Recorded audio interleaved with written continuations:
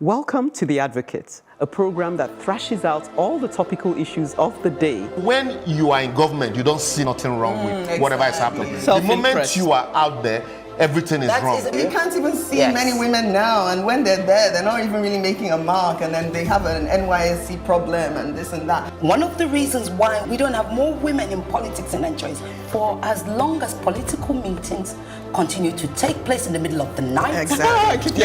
Really disastrous for a president to even say be unaware of the chief It's justice. a ploy. It could be a strategy. That strategy was very terrible strategy. Because the buck stops at your table. Whether it's that we don't look after our cities, and quite frankly, Nigeria is becoming a very ugly place. When you are the only one feeding the people with this news and there is nobody countering them, it becomes, the news.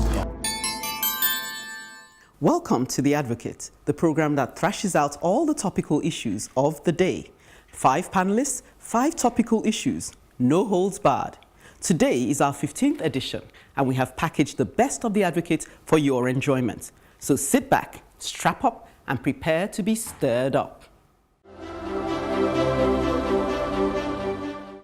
You're watching The Advocate on Plus TV Africa. Appropriately, I'm in the driver's seat today because I will be talking about our driving culture, a window to the soul. Taking a leaf from Debbie's book, From the Last Advocate, and seeking to go one more than liberous, also from The Last Advocate. So go watch the previous edition. I'll be advocating that the cleansing of the major problem of corruption can be achieved by tackling our, wait for it, driving culture. The late Dora Akunyili defined corruption as simple. And corruption is not just about giving or taking money. Corruption is about not doing the right thing. Using this common sense definition, and potholes aside, anyone would agree that there is a lot of not doing the right thing on our roads today. Driving on the wrong side of the road, forming a separate additional lanes that then create a bottleneck, needless risk-taking maneuvers, I could go on. All these misdemeanors, and we have not yet mentioned the word politician yet, well ignoring the perennial abuse of sirens and escort vehicles. My point? We are all specimens of the corruption we analyze and diagnose in our beloved country. We parade this deadly driving culture more loudly than we could ever sing the national anthem. Keke napep, danfos, jeeps, pedestrians, everyone does what is right in their own eyes. We are saying every time we exhibit impatience, indiscipline, and a lack of consideration for other road users, me first, everyone else be damned. That is corruption in a nutshell. This is why I propose that anyone who single-mindedly tackles this lawless culture at street level will single-handedly solve indiscipline, and by correlation, do away with the culture of corruption in our beloved nation. Why? Simple. Because you tackle a bad habit at the level of the daily, where habits are formed. We forge and consciously drive through a new behavioral pattern. Not exactly Hercules and the Augean stables, but it comes close. Very, very I could feel all your agreements. You see, the funny thing actually is, a good one to if end you on, ever so drive we with can me in cool the off. same car, every single time you drive with me, you will notice that I'm going to be going on about everything that is going wrong on the road. And my staff in the office know that I have made a correlation between our behavior on the road and what we the really society. All these people. It's really up your and I am doing, all of and these because of that, I'm people- doing a documentary. all of about these it. people- And this is a wonderful. Yeah. All of these Yeah. people that are driving this way that you have described, None of us do this, obviously. all of them, take them from here to where laws are applied. Yeah. And? You will see them drive correctly. It will take some time. Maybe not initially. A little bit of time. See, let me A little tell you. bit. Let But me you Few don't even fines know. down Apart the from line. even the driving, let me give you a personal experience. We're in London at the airport. We're all on a queue. The moment we got to Murtala Mohammed International Airport, the big men and women were collecting their passports and were shunting. I tapped one of them. I said, "Madam, you're an ambassador." When I said ambassador, that means everybody knows you. Yeah. In another man's country just now, we're on the queue. But here, in your own country, You don't want to respect Jump in don't the want to- queue. Yeah. what's the guarantee that even if you come out of the airport before me, your bag will come out before me? Exactly. What's the rush? Before mine. The driving culture, for me, I always talk about applicability of the law. When last man started applying law Yes. strictly in Lagos, even though they, at a point, they started abusing it, you saw that they say the fear of last man became the beginning of good driving. Yes, yes. Everybody will Very much maintain. so. What we need in Nigeria, like I say, it's not lack of laws, but the willpower to implement the one we have. Okay. In the same vein, if you go to these other countries where I say, oh, people will drive, if you allow them, you probably have what you have in some more Nigeria. stories. Which is why Whose son you was- feeling sorry for for Fiona Onosanya. Onosanya is actually showing the Nigerian in you that's I living think we in cannot Nigeria. do You can't feel sorry for somebody that breaks Let the me law. come back on that. You cannot feel I disagree sorry on that. And No, you're she's driving. saying that. No, Yes, please. driving. No, she said something, so I must come back on it. How can you say that, Ireti? I was simply being a human being. I'm just saying. Oh, and that I'm being a robot. No, I'm not. Because for you to say You're being I'm British. showing the You're being Nigerian British. in me And that's what I when thought I'm she was complaining going to about bad driving really misses the point. I'm trying to say, look, here's the lady here who, for reasons that I have begun to understand, You introduce a is topic, behaving in a way that I can understand. left the It has topic, nothing to do you with the are moving driving. to Back to the Can we- topic. I know, Topic. this is it. Yeah, back to the topic of driving. Okay, let's go back. Liberals, you see, the funny thing is that went the off problem road. for me does not even really exist in the fact that the same way we say people are badly behaved in Nigeria and all that. Let's look at driving very carefully. To drive on the road, you need to have lines on the road. You need Yes. to have double yellow, single yellow. yellow. You need to have a Demarcation line in the point that middle. tells you you're not They're the expanding it now. you're not the right of way. Yes. You're getting to a roundabout. There's going to be dotted line that tells Yes. you don't enter that roundabout. need to have visible if somebody is signs, on it, road signs. and then give way will be there. We don't have any. Even visible road signs. Okay, we don't have any. Second, Now, coming to before my we point have now. the signs, yes, before we have the signs, we have the book. Yes. What's it called again? Yes, the I drive driving with it. handbook. They have driver's I code, have yes. it in my car, not because to obey traffic, but to point confront, out. Yes. to confront Yes. a road Who safety doesn't know man the correct thing? Yeah. Who doesn't know the Yeah. correct Absolutely. thing. Why doesn't he know the correct thing? The same way as other people who are driving don't even know it either. Exactly. Because none of them know it. There are no Exactly. driving tests, nothing. So Exactly. the bad driving we have now is because there is no system. You're watching The Advocate on Plus TV Africa. Time to be courageous and say what needs to be said. So what am I saying? I'm saying where history can't be denied, only the truth matters. So the just concluded presidential and senatorial elections was both arduous and frustrating for all of us. However, one thing that has been surprising and will forever remain in my memory is the retreat to divisive ethnic jingoism and stereotypes. The election violence here and there and the subsequent success of the incumbent at the polls reignited age-old mistrust amongst different Nigerians, giving rise to some very disturbing ethnic vitriol both on and offline. These vitrials and rebuttals are clear evidence that people still very much see and experience themselves in terms of their ethnicity rather than as Nigerians. What this suggests to me is that if we truly want to continue the Nigerian project, we'll need to become introspective and open ourselves to questions by listening to the voices of disaffected groups so as to understand the source and reason for division, yet maintaining a focus on mending bridges rather than burning them with our vile and unhelpful words. This will require that we are courageous, open-minded, and have a deeper sense of history. Yes, history. To do this, we must be willing to submit to the wrongs of our past so as to claim back our future. So who are we? No, the wedding is not today. Today, I am wearing items that pick from across Nigeria. I'm wearing my East, my North, and my South. This, in my opinion, is the true beauty of what it means to be a Nigerian, that we are fortunate to select and incorporate from all our rich cultures. Today, I am Nigeria. 49 years ago, the most atrocious 3 years in our history ended with an estimated 2 million Nigerians killed in the genocidal civil war. Although the Nigerian civil war is over, however, for many, especially for Southeasterners, it remains an unfinished business, and it continues to occupy as the elephant in the room, with no form of memorialization or public discourse. In fact, it was expunged from our curriculum.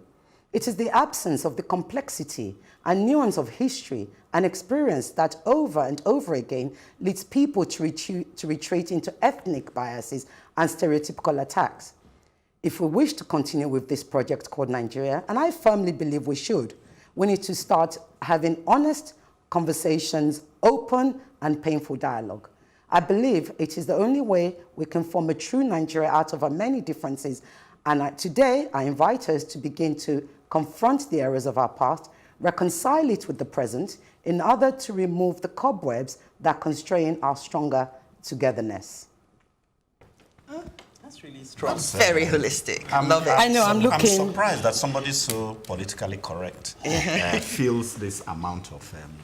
I won't answer it. I'll let you all go around before I answer that. I was just going to feels say... this togetherness, confronting the past, the civil war. To be honest, aren't you terrifying her? That Ireti, not that she's not a good Take woman. it. But let me make the point. Sorry, Libros. The thing that pains me when it comes to having a dialogue about our togetherness, often the much I see on social media, is the fact that there's a certain lack of humanity in the way people express themselves.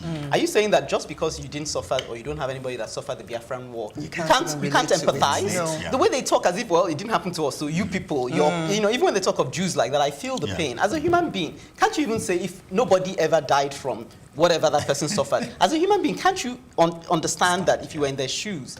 So I just feel that people throw away that ability to empathize, and that's what always numbs me and puts me off such conversations. Because are you saying that it's my own problem? That's the thing I find hard to deal with. No, in our attempt to forget it. Thank you.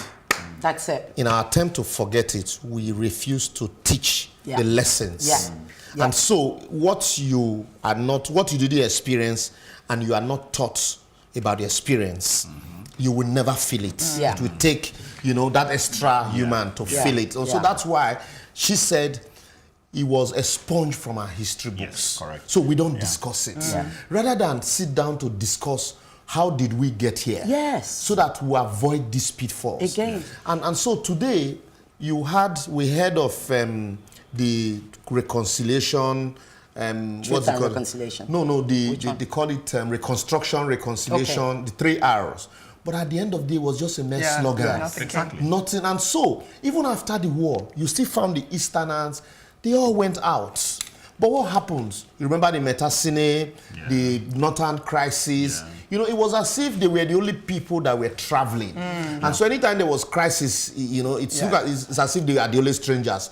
We also forget that people from the north also are very nomadic in nature. Exactly. So now our political leaders have mastered the act of using us against us. So once they lost out, they shout marginalization. Yes. Meanwhile, when they are dining together, they don't remember. So that's where we now we should begin to teach, our people the lessons of this crisis. We were more than, rounding up. Rwanda, today we celebrate Rwanda, but we forgot that we had passed Rwanda. After the war, we had PAN, we had Nigerian Airways, we had the National Theatre, we have shipping lines, and all of that built by Nigerians and for Nigerians. But we lost all of that because now we all want to divide and rule. Yeah, no, because I was, everything Libora said really resonated with me, because I said, this is a very simple thing to actually solve, If our leaders really wanted to solve this, our leaders could easily solve this. First of all, if Buhari wanted to solve... But I got the impression Gowon wanted to solve... No, let me even just forget about the past. We're talking about now, who's in, and I'm like, if Buhari really wanted to solve this, all he needed to do was just have a government that was inclusive. Don't make statements of 95%, 5%. This one voted for me, this one didn't vote. Don't penalize people. Yes, don't penalize people. Don't have this arrogance towards the Igbos or the Easterners, and then, you have this, let my people come and feed. Let my people come and jolly. The rest of you can go to hell. If he really wanted to solve this problem, it is so easy. Because I'll tell you one thing about... the Easterners or the Southeasterners, or however we want to be known, is that we like to actually, assimilate. We want to be part of it. We even want to forget. Trust me, we want to forget. No, not forget in the sense that we want Nigeria to be whole, but at the same time, if people don't allow it to be like that, then, what else is going to happen? But you see, Oshibanjo tried it, and it worked perfectly. Yes, in that time, in that short space. We were made to forget, because we were not taught as in school as well. Because I remember the Civil War thing. I honestly thought it was some kind of, maybe when I was very, very, very young, in Benin, I thought the Easterners had misbehaved, like a child who has misbehaved, that is well beaten and caned by the parents, and now go and respect yourself. That's what I thought the Civil War was. until they started to open up that it's not quite that. But isn't and that's it the impression a lot of people still have about and they still have that exact exactly. impression. But Exactly. the other way I'm thinking about it, is it because, you see, all these things have serious there's a lot of thought that goes into going to war and all that, politics, all sorts of economics, everything. Could it be that there's too much at stake, and that's why we're hiding? Okay, so going to let me answer. You said something earlier, and I'll answer it because I really feel very passionate about this. And honestly, I might be a liberal. You know me, I don't hide from what needs to be said. Seriously, that's why I feel like for as long as the whole debate, Biafran debate, continues to be pushed aside, I personally, as a Nigerian, feel offended that it's not being discussed. That's number one. Number two, you said something about, are you lacking in empathy? And that's the foolishness that I see. It's that everybody in the country was affected.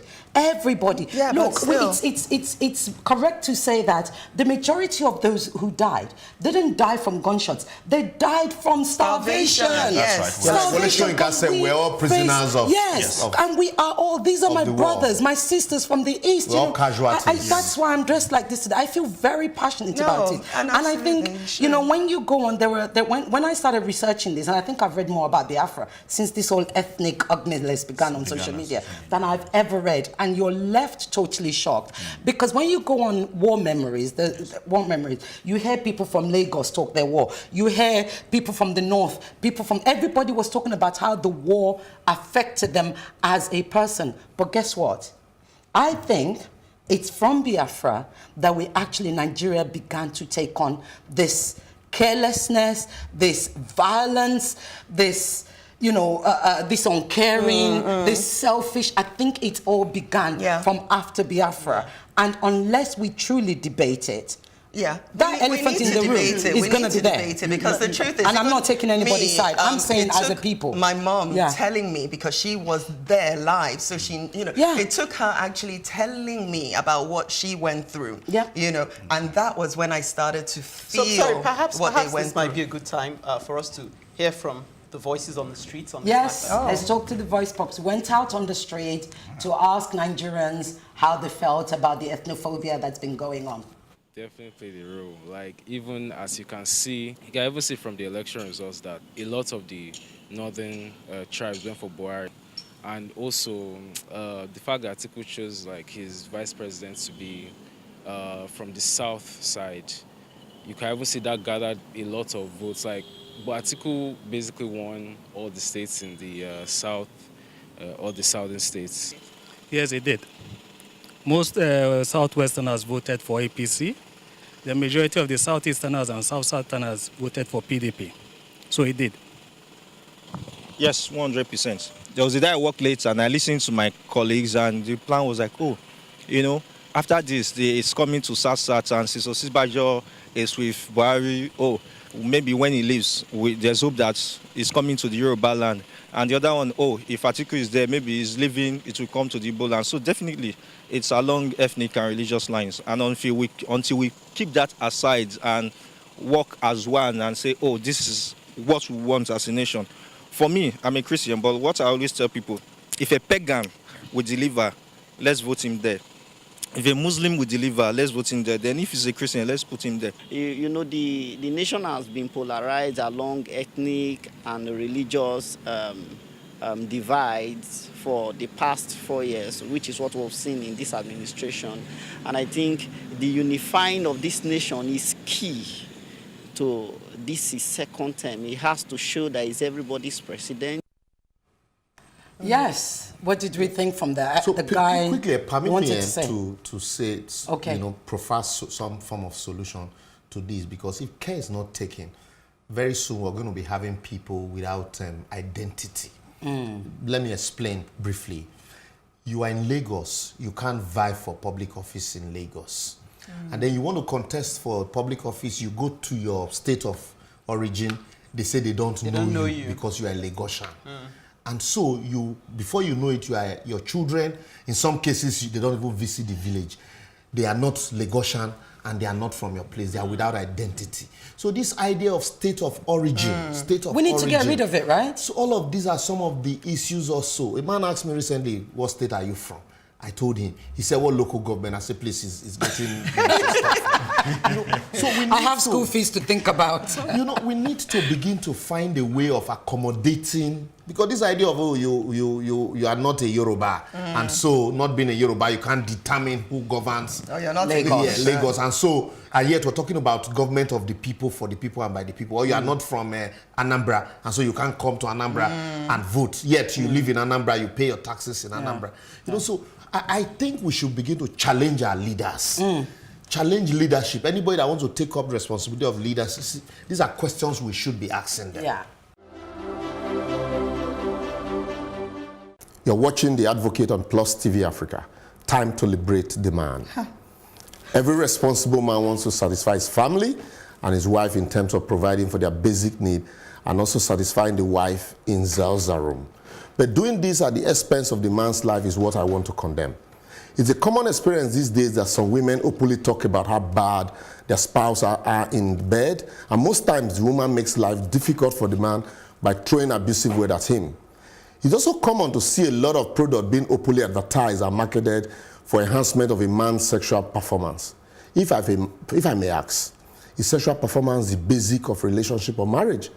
What really is at the heart of your union? Is it the marital bed? Why has this become such a focal point in marriage today? Why do men allow themselves to feel responsible for this state of affair to the extent of putting their lives on the line? Is this not just about mocking God who created you?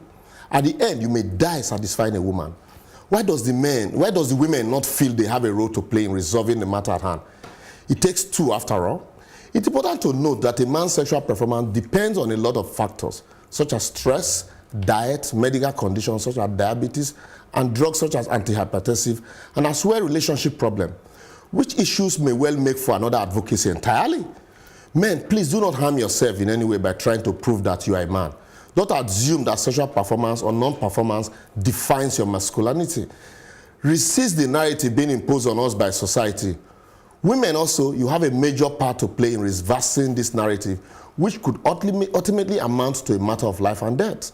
Research has proven that performance-enhancing drugs have major side effects, including heart attack, sudden vision loss in one or both eyes, sudden hearing diseases, or hearing loss. Don't die in the line of duty, putting your life on the line for what is merely one aspect of your crucial life in the home.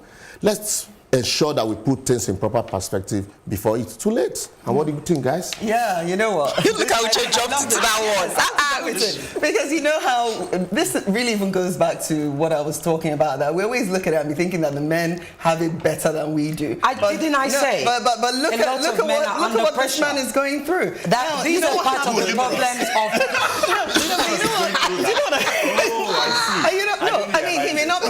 he may not be going through the real problems per se, but I mean the pressure. This is part of the downside of patriarchy. I get this a lot is from patriarchal systems. You're right. Recently, I have friends who called me from America. I have friends who called me from America, from Germany, from Europe. All they want is, please, can I get all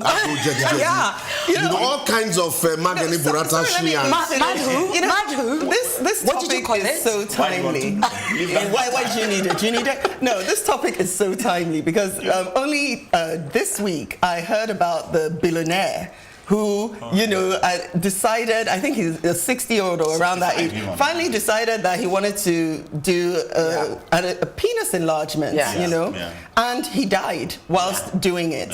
So that really tells you, in spite of all his money, a billionaire, exactly, who should be able to just get women dancing around him according, to the state of things, dancing around him willy-nilly, blah, blah. They shouldn't even be caring about that. But he seemed to feel that much pressure to take it to the surgery, table and then do himself over. So I really, really feel for you guys, and I really think, yes, I do. I don't feel for them. I want to hear what Chuka's got to say on this. Chuka, what have you got to say on this? Chuka, so your masculinity has nothing to to do with all of that? Like them and us. You're a liberated man. Which part of him is liberated? Sorry, I forgot to mention though. I'm very surprised at this, and I think I'm surprised that you men feel this pressure because I'm not aware of many women, mature women. I think what happens is when you men go for these young girls. Yes, when you 60-year-olds go for these 20-year-olds and you're trying to impress them. Because I don't see what let you guys. Sorry, Libby. Before you go, you know, I thought that I would have thought truly, you know, that this was not really a problem. You know, but that there's no real problem. There will always be one or two problems here and there. But I now begin to agree that there is a problem because I'm driving on the road. The other day I went to Otta. Somebody was shouting on a microphone near the market when we were in traffic. What was he shouting about? Okay, it's probably religious. It wasn't. He was talking to the men to come for various products. To do what? Everywhere I drive, enhance the performance in the other room. I wanted you to finish your sentence. Yeah, you know. And I hope that man he's also doing his own. You know, the man who started the other room. Oh. So anyway, while we're at it, I was quite, you know, everywhere I go now, I see adverts. Everywhere they're written on the road, on the walls, in magazines, newspapers, everything. It's amazing. There must be. So where is the pressure coming from? Let me just come in. What started all of this? You know, the metropolitan nature of our society these days. You're in traffic, you know, and you get home, pressure, and so you get home. All of those pressure also adds to limiting, you know, your performance. Yeah. And so some people, instead of them to understand that these are some of the associate issues, they would rather want to, you know, use performance enhancement drugs, you know, rather than, you know, take the natural way of, you know, either rest or eat properly to achieve, you know, maximum performance. Allow me to come in, and honestly, as funny as it is, Liberos, I'm so totally in agreement, and Uche, you see, you know, earlier I said to you, I said you're looking at feminism from a very narrow point, right? And how the biggest issue we have here, the biggest disease we have in the world is patriarchy and patriarchal structure. Liboris is so. She's been given a window. No, it's very related. Liboris is so totally, and I've always been aware of the fact that there's too many pressure on men. I was arguing with you earlier about the fact that men are vulnerable, but they're not allowed to show their vulnerability. There's also that thing where a man is not allowed. How many men will come to their next man and say, "Oh, you know what? There's a problem down there, mate. What do you do?"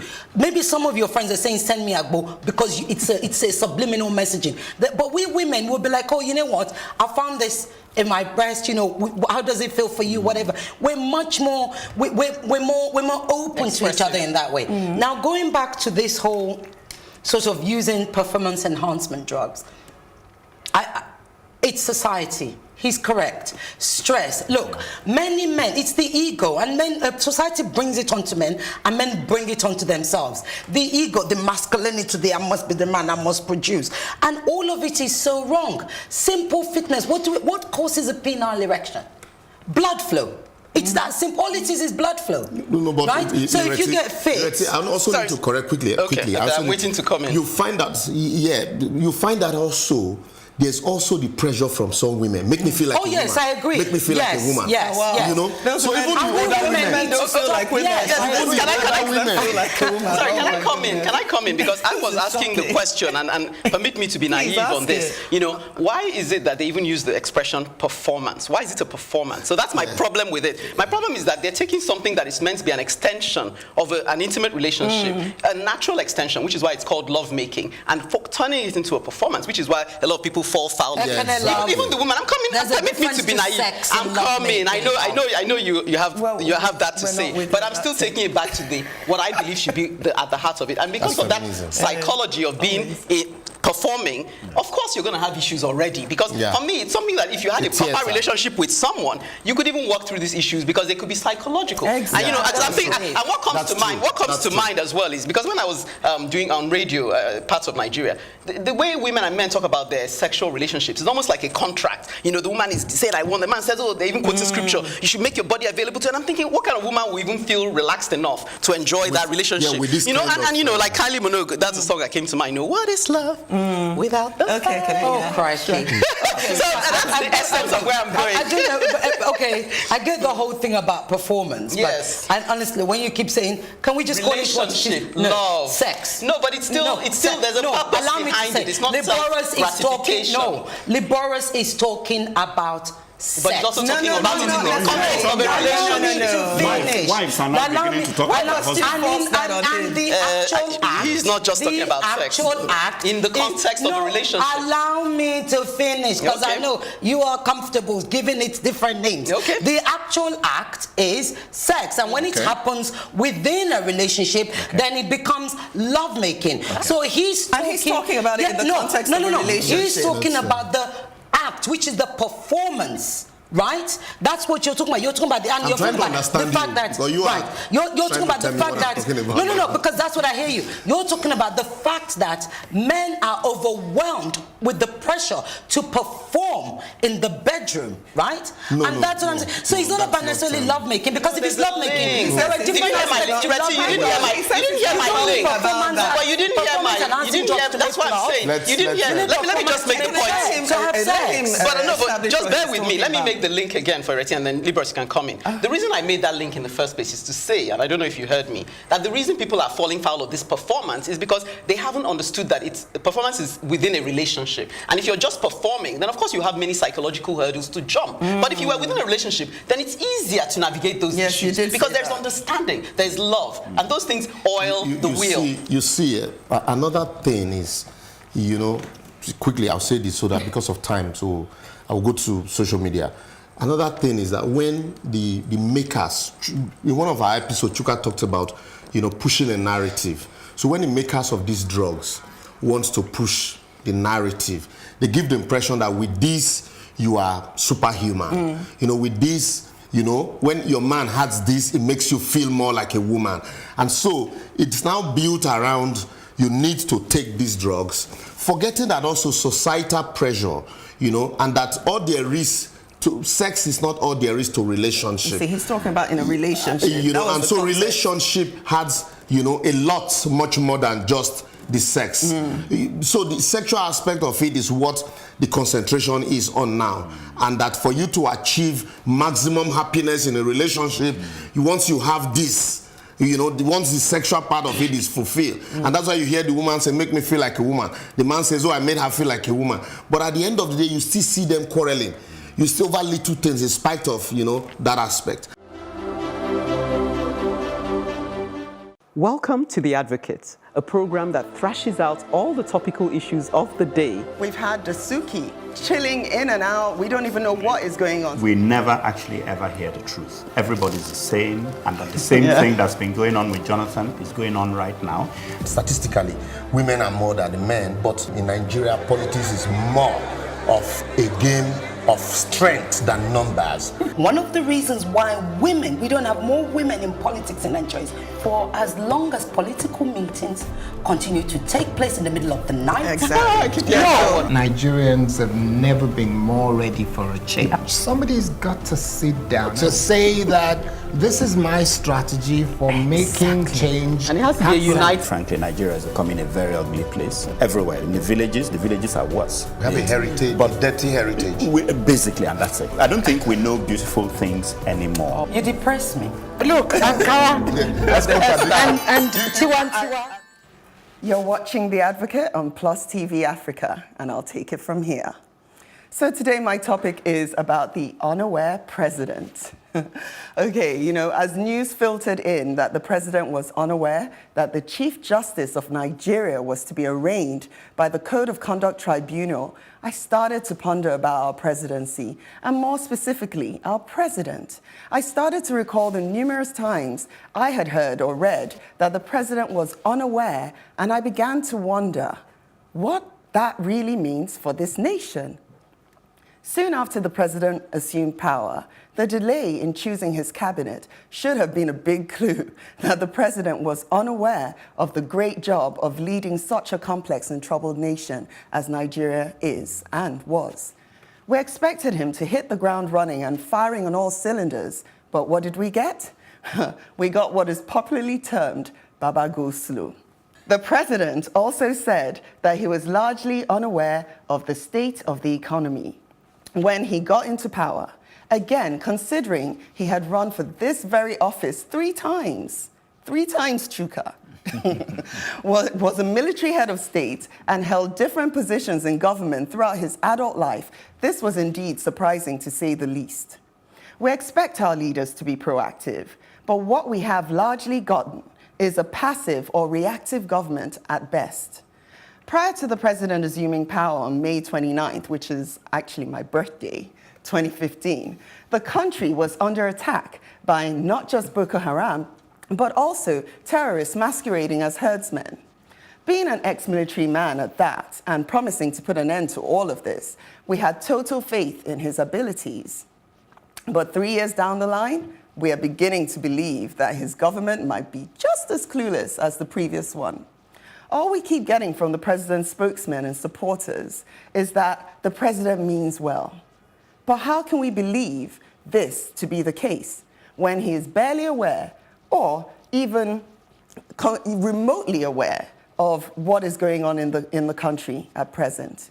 Pray tell, how do you prove that you mean well if you don't even know about the key issues, and how to tackle them? Okay, let's look at some of the other instances when the president was unaware, shall we? First, when the pension fugitive Abdul Rashid Maina was reinstated into the federal civil service and Premium Times broke the story, it took the presidency days to react. Expectedly, the president said he was unaware and quickly ordered the reversal of the decision. Things got even more ridiculous when the president appointed a number of people that were comically described by Nigerians on Twitter, yes, as ancestors. Yes, dead people were given appointments on boards, federal agencies, and parastatals. I will agree that oversight cannot be the sole responsibility of Mr. President, but surely you must agree that it speaks to the overall leadership culture of the Buhari administration. Just when we believed we had heard it all, the president unashamedly told the people of Benue in the wake of the Benue massacre that he was unaware of the IGP Idris Ibrahim's disappearance from Makurdi. It didn't matter that a known news outlet had 40 days earlier published an exclusive report detailing the IGP's disappearance. Unaware that the nation was in mourning, 2 days later, the president mistook a condolence visit to Yobe for a celebratory event, red carpet and all. Then we have the case of the Kano governor who was secretly filmed receiving dollars as bribe. There was a silence from the president and the presidency. For a long, long time, until finally we got the usual, we have passed on the tapes to the relevant security agencies for review. Recently was the invasion and occupation of the Daily Trust newspaper offices in Maiduguri by the Nigerian army. Once again, the presidency was unaware. With the widely circulated video of Aisha Buhari where she purports that a cabal of 2 people, and those 2 people do not include the president himself, is running the presidency, it stands to reason why the president is so unaware. So, is Muhammadu Buhari really aware that he is Nigeria's president? Can Nigeria afford to continue with a president that is largely unaware of the goings-on in his country? My fellow panelists, really, this is over to you. What do you say? I just want to ask you one question.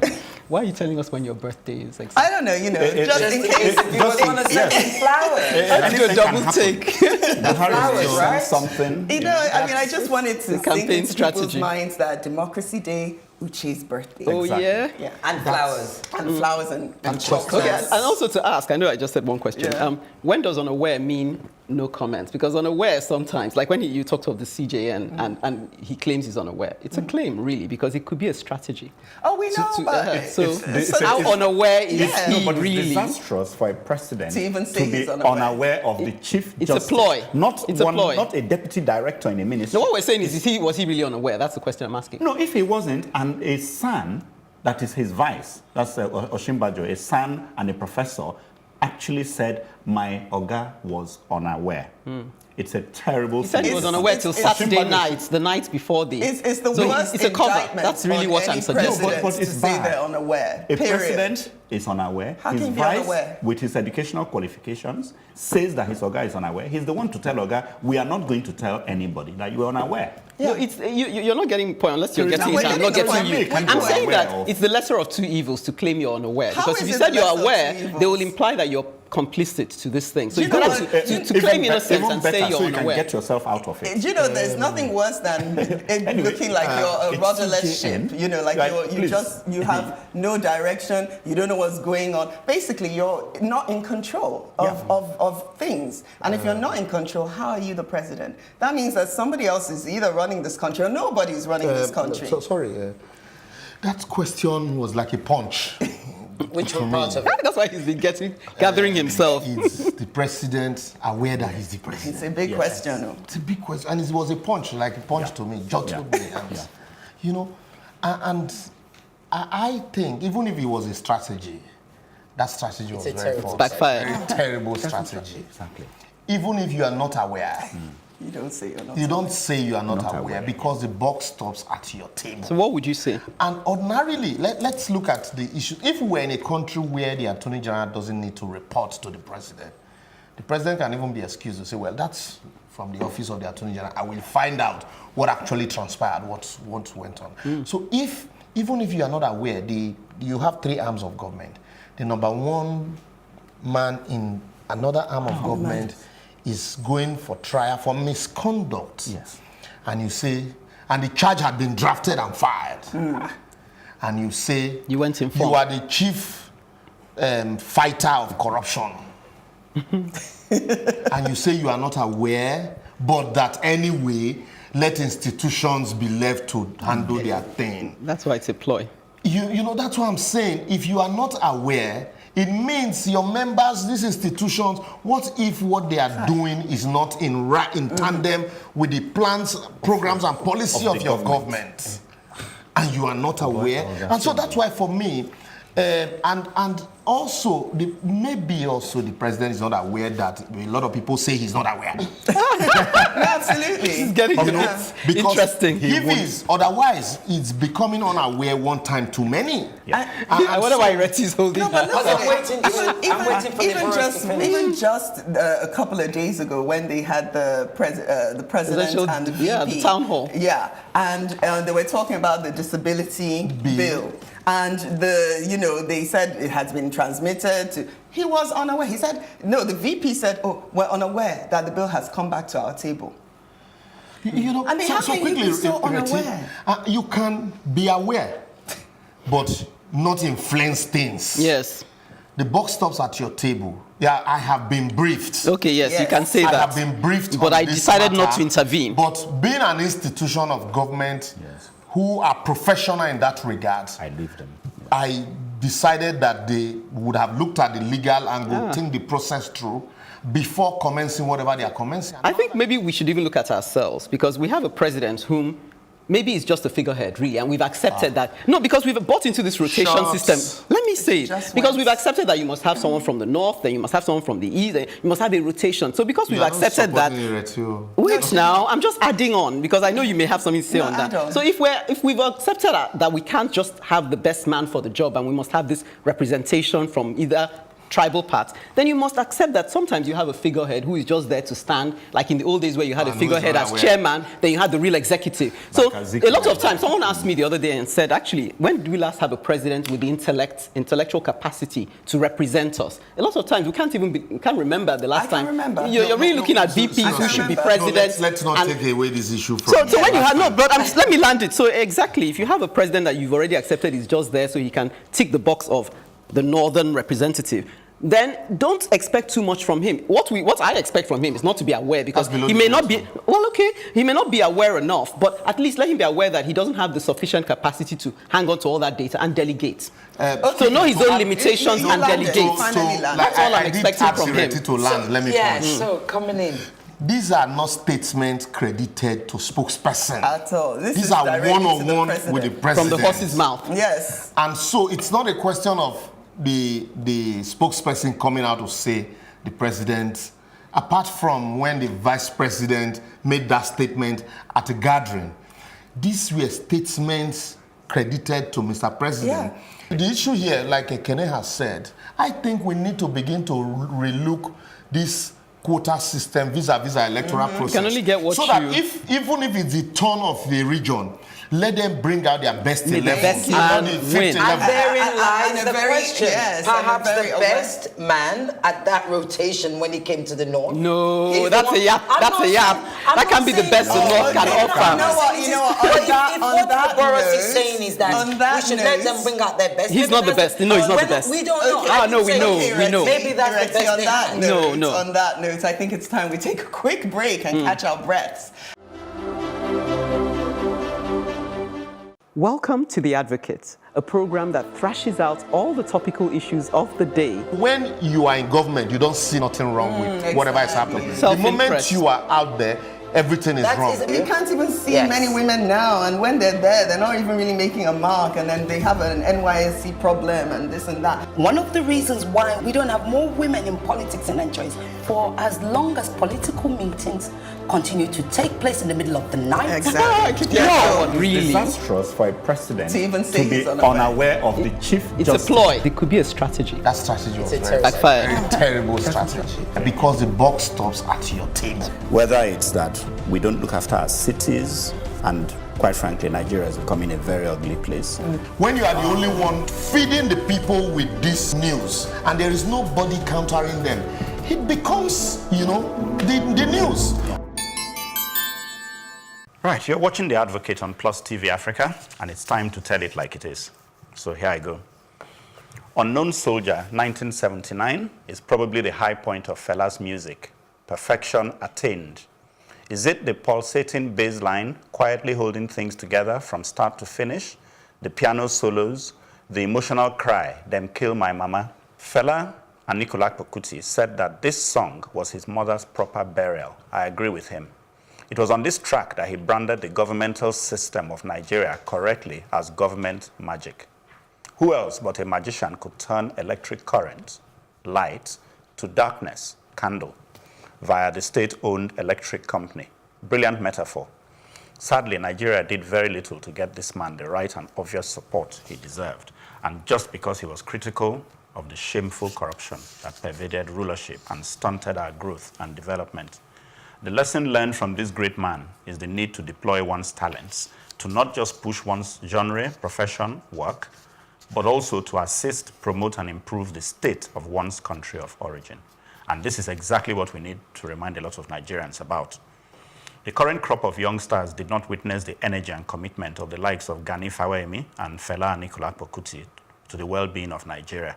They are growing up at a time when corruption itself is so strong an image and a reality that the voices of positive encouragement are either not heard or not loud enough, or worse still, not there at all. Something must have happened on the way to heaven. I suspect we will have to rise up and excel in our professional lives so that we can become genuine mentors to the youth. Magic should not be the preserve of an uncaring government. We must create our own brand, a peculiarly positive and enabling type of magic, made to turn around the evils and wrongdoings that are being enshrined in the psyche of the great majority of the nation's people and youth. It's time to move our fight to the workplace. There surely is the chance of a new nation emerging, one which through creativity will birth a new order. So, do you know what made me laugh in that thing? On our way to heaven, have we made it yet? Are we even on? Are we even on? Yeah, but I wanted to ask we are on the way. Chuka, just to be sure, are we letting our leaders off the hook? Because if you're saying let's just turn our backs on them and focus on our own brand of magic, is it that we're not going to pursue these people and ask them to do the will of the people at all? No, just that we should... Are you so disillusioned? I am disillusioned. But I'm saying that we might, in fighting government, if we call it fighting government, we might have forgotten and left our own flanks open. That is our own ability to influence to be everyone leaders around as us. well. Yes. And who knows, we may be the leaders in making that will eventually go into government and take over. We need to prepare. We've said it on this program before. Oh, is it always the government? So, and then I think one day I said, no. Oh, who makes the government? I said, well, obviously, it's from. You're finally listening to me. And so essentially. Are you also saying, because I was trying to figure out what you were saying. Are you also saying that we should use our where our talents are in order to either raise awareness and create change? That's what so like saying. what Fela did. Yeah. Okay. So I must admit. I mean, I know when Two-Face, Tubaba tried to do that. Remember when he called for a protest? And then he backed down. At that point, when he called for that protest, everybody got excited because they saw Tubaba trying to take over the mantle from Fela, and people really thought, oh wow, this is going to be exciting, and he didn't go forth. Then we had, we have, Charlie Boy. Why is Charlie Boy's movement not working? That's what I want to understand. His movement is not going anywhere. Uche, sorry, Chuka, I wanted to take it from where you stopped. I quite understand your message. It will not be discerning to somebody who is not, intellectually stimulated. Like yourself. Really, if we wait for government, it's 50-50. Government provides 50, we provide 50. If we wait for government to provide 50, they will never. And so do you know what the religious group have done now? They have taken over the remaining 50 from us. So they seems to be the one propelling and providing solutions. That's why there seems to be so much energy in that direction. Like I said, highly religious but less godly. And so we need to take over that 50% from those religious groups and use it to push for good government. Like during the election, you saw the Omonio bullies, you saw the what's the name of this guy? What, Davido? No, not Davido. This slim guy that he was, I think he won.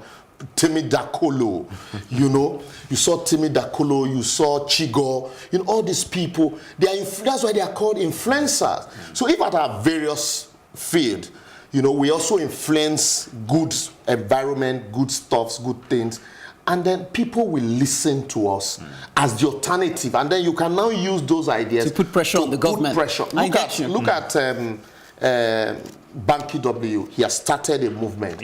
He contested, and he didn't do badly. I don't want him to rest on his arms. He should continue from there, and before you know it, that will galvanize a lot of people.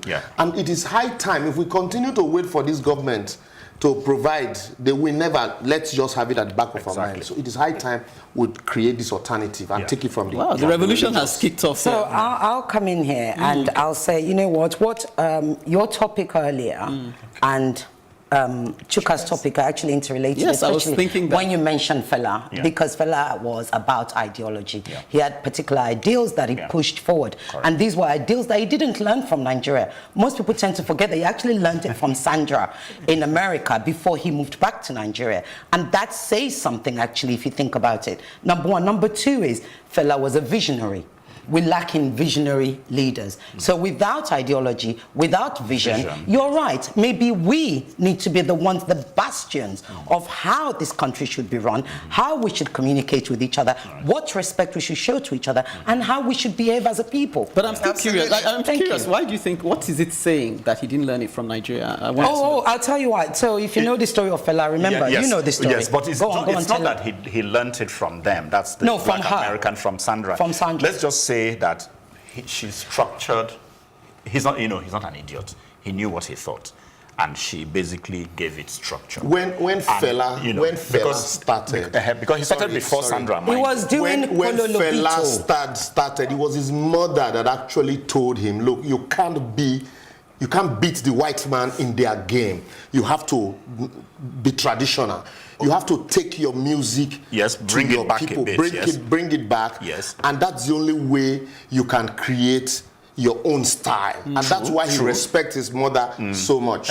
True. So what I'm saying is that based, and that's correct. That point of reference, though, the point I'm making, let me add that point of reference, right? Anybody who's read Fela's only autobiography written by Carlos Moore, it's in there. You've read it, right? Yes. It's called This Beach of a Life. Read it. Fantastic book. So he gets to America. And he's still playing what he was playing in Nigeria. So Sandra takes him in and gives him all the Malcolm X books, everything. She says, read about black consciousness. He said, if it's not, there's two women that shaped my life. He said, my mother and Sandra. And Sandra pushed that black consciousness into him. So he then came to Nigeria. His music aficionados and intellectuals will tell you, his music then suddenly took a whole different turn. Yes, that's what I'm saying. Yes, with regards to the vision and the ideology. So it's saying something in the sense that he allowed himself to evolve. No. He evolved into an ideology. When he went to school, came back, he was playing Kola Lobito. Then his mother now said, "No, you can't." If you've learned you need an ideology behind. You do need an ideology behind. But I think he always had the ideology. It just needed somebody to, and who was going to make him fire up. Maybe that's what she did. And that's what Sandra did. Sandra fired him up. Not because Fela was actually already. No, he did say my mother and Sandra. He said my mother and Sandra. Yeah, even the music school thing. Exactly. He was always a rebel. Yeah. But you can be a rebel from what you're saying. We need to understand. It's good. Actually, the point I take from why I was interested in what she's saying. His father wanted him to read medicine. Yeah. That was his father wanted him to read medicine. Either medicine or law. Yes. I mean, for me, because his brothers read medicine. What I'm taking from what Ireti has said is that really behind every movement, you need a focus, you need ideology. You can't just go into it. That's correct. Anyhow. He went and shaped his thoughts and thought about how he wanted to approach things. But what I'm basically saying in what I wrote is that there are many ideologists out here. Many of us, probably all five of us sitting here, ideologists. Well, that's how we roll on The Advocate, packed and punchy. I trust we've left you with plenty of food for thought. Till next week, same time, when we'll be bringing you fresh topics that scratch where it itches, let's continue the conversation on our social media platforms. Plus TV Africa, #TheAdvocateNG, and let's keep advocating for a better society. Bye-bye. Welcome to The Advocate, a program that thrashes out all the topical issues of the day. When you are in government, you don't see nothing wrong with whatever is happening. The moment you are out there, everything is wrong. You can't even see many women now, and when they're there, they're not even really making a mark, and then they have an NYSC problem and this and that. One of the reasons why we don't have more women in politics in Nigeria is for as long as political meetings continue to take place in the middle of the night. Exactly.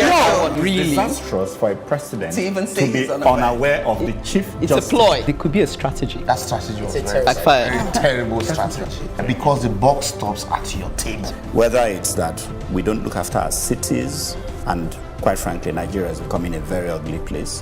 When you are the only one feeding the people with this news, and there is nobody countering them, it becomes, the news.